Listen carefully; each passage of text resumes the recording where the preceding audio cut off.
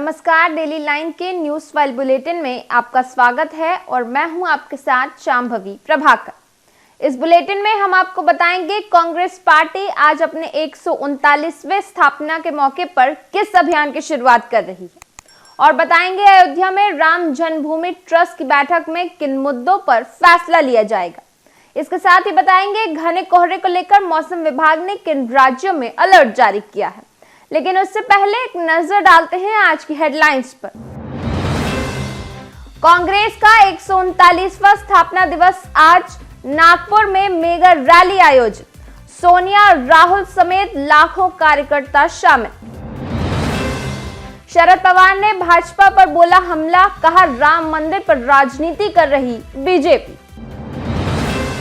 अयोध्या में राम जन्मभूमि ट्रस्ट की बैठक आज, सभी 15 सदस्य बैठक में होंगे शामिल, रामलला की मूर्ति पर हो सकता है फैसला। एमपी के गुना में बस में लगी भीषण आग, 12 लोग जिंदा जले, कुल 13 लोगों की मौत, 16 गंभीर रूप से झुलसे।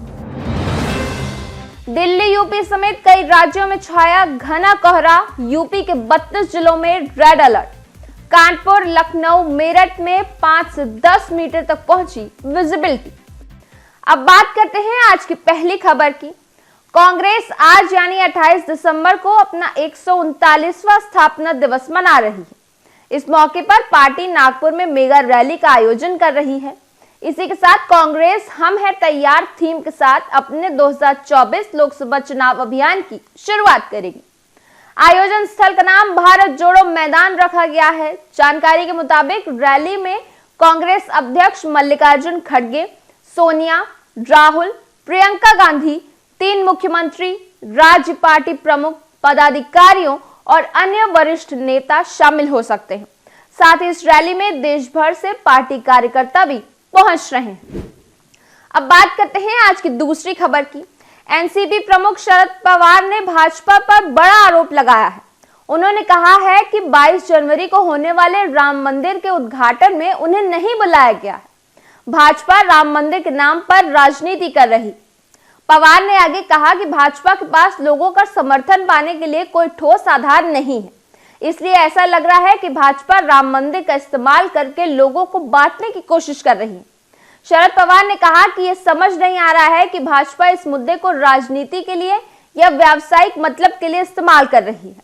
हालांकि हम खुश हैं कि मंदिर बन रहा है, जिसके लिए बहुत लोगों ने दान दिया है। अब बात करते हैं अगली खबर की। कोरोना के नए वेरिएंट JN1 के मामलों में लगातार बढ़ोतरी हो रही है। अब इस वेरिएंट ने दिल्ली में भी दस्तक दे दी है। राजधानी में पहला मामला सामने आया है। जानकारी के मुताबिक जीनोम सीक्वेंसिंग के लिए भेजे गए कोरोना के 3 सैंपल्स में से एक नए वेरिएंट JN1 और 2 ओमिक्रॉन के पाए गए हैं। इसके साथ ही देश भर में नए वेरिएंट के अब तक 110 केस सामने आ चुके हैं। वहीं भारत में पिछले 24 घंटे में कोविड-19 के 529 नए मामले दर्ज किए गए। अब देश भर में एक्टिव मरीजों की संख्या 4093 हो गई। अब बात करेंगे अगली खबर की। रामलला की प्राण प्रतिष्ठा को लेकर श्री राम जन्मभूमि तीर्थ क्षेत्र ट्रस्ट की आज महत्वपूर्ण बैठक है। इस बैठक के लिए ट्रस्ट के सभी 15 सदस्यों को बुलाया गया है। अध्यक्ष नृत्य गोपाल दास, महासचिव चंपत राय समेत सभी सदस्य इस बैठक में शामिल होंगे। जन्मभूमि ट्रस्ट के ऑफिस में ये बैठक होगी। जानकारी के मुताबिक इस बैठक में 22 जनवरी को मंदिर के उद्घाटन और रामलला की प्राण प्रतिष्ठा की तैयारियों पर विस्तार से चर्चा होगी। वहीं कल यानी 29 दिसंबर को श्री राम जन्मभूमि तीर्थ क्षेत्र ट्रस्ट की एक और महत्वपूर्ण बैठक होगी, जिसमें तय होगा कि रामलला की कौन सी मूर्ति गर्भगृह में लगाई जाए। ट्रस्ट के कुछ सदस्यों का मानना है कि भगवान राम की मूर्ति के चयन के लिए वोटिंग प्रक्रिया को अपनाया जा सकता है। वहीं कुछ सदस्यों का कहना है कि इसके लिए आम सहमति बनाने पर भी जोर होगा। उधर काशी के संतों ने प्राण प्रतिष्ठा के दिन पूरे देश में सार्वजनिक अवकाश करने की मांग की है। इसके लिए अखिल भारतीय संत समिति ने केंद्र सरकार को पत्र लिखा है। समिति ने पत्र में सरकार से 22 जनवरी को सार्वजनिक अवकाश घोषित करने का अनुरोध किया है। बात करते हैं अगली खबर की। मध्य प्रदेश के गुना में बीती शाम एक भीषण सड़क हादसा हो गया, जहां एक सवारियों से भरी यात्री बस में डंपर से टक्कर के बाद आग लग गई, जिसमें 12 लोग जिंदा जल गए। वहीं डंपर के ड्राइवर की भी मौत हो गई है। हादसे में 13 लोगों की मौत हो गई, जबकि करीब 16 लोग गंभीर रूप से झुलस गए, जिन्हें अस्पताल में भर्ती कराया गया है। जानकारी के मुताबिक बस में जलकर मरे लोगों की शिनाख्त अभी तक नहीं की जा सकी है। बात करेंगे आज की आखिरी खबर की। यूपी में गुरुवार को भी भीषण कोहरा छाया रहा।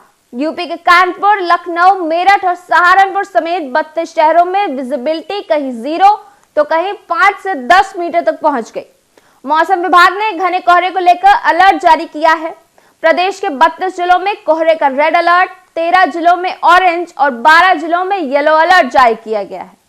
मिली जानकारी के मुताबिक स्थिति 2-3 दिन तक बनी रह सकती है। वहीं घने कोहरे के चलते आगरा में गुरुवार को स्कूलों की छुट्टी कर दी गई है।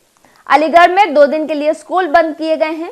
साथ ही मथुरा में 12वीं तक के सभी बोर्ड के स्कूल 10 बजे से कर दिए गए। गाजियाबाद में भी स्कूलों का टाइम बदला है। यहाँ कक्षा 1 से 8वीं तक के स्कूल सुबह 10 बजे से दोपहर 3 बजे तक खुलेंगे। डेली लाइन के मॉर्निंग न्यूज फाइल बुलेटिन में बस इतना ही। बने रहिए डेली लाइन के साथ।